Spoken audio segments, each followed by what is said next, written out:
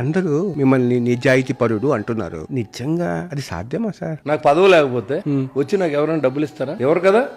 నాకు పదవి ఉంది కాబట్టి ఆ పదవిని అది నా ఆదాయంగా మార్చుకోకుండా నా కష్టార్జితాన్ని నేను అనుభవిస్తూ ఆ డబ్బులు ఏదైతే ఇస్తానో ఆఫరింగ్స్ అన్ని కూడా తీసుకుని వద్దనకుండా తీసుకుని డెవలప్ చేస్తున్నాను. సిగ్గు లేకుండా చెప్తున్నాను. నేను ఇంకంతకంటే మార్గం లేదు మా దగ్గర. అభివృద్ధి చేస్తున్నాను వితౌట్ గవర్నమెంట్ డబ్బులు, లంచాలతో.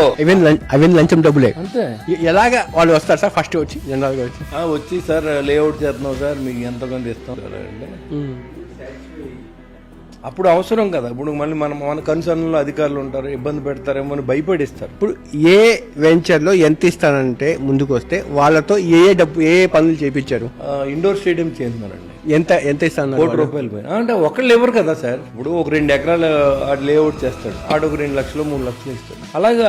అలా ఎవరైనా పెద్ద కాంట్రాక్టర్ వస్తాడు, మీ దగ్గర పని ఉంది సార్ చేయాలంటాడు. సరే నాకు డబ్బులు సాయం చేయమని అడుగుతాం, సార్ ఇవ్వండి డబ్బులు ఇవ్వమని అడుగుతాం. సో నేను లంచం తీసుకున్నాను అనాలో తీసుకోవడం మీ ఇష్టం. నేనైతే ఓపెన్ గా చెప్తున్నా, సిగ్గు వదిలేదు చెప్తున్నా. నా దగ్గరికి వచ్చి ఇస్తానని తీసుకున్నాను. దాదాపు అంటే ఎంత వస్తుందో ఒక ఎమ్మెల్యేకి ఆఫరింగ్స్ ఎంత వస్తాయో మీరు ఆలోచించారు. నాకు తెలియదు, నేను చెప్తున్నాను. నేను ఇలా తీసుకుంటే ఒక 4 కోట్లు 3 కోట్లు వస్తాయి. ఇలా తీసుకుంటే ఒక 4 కోట్లు 3 కోట్లు వస్తాయి.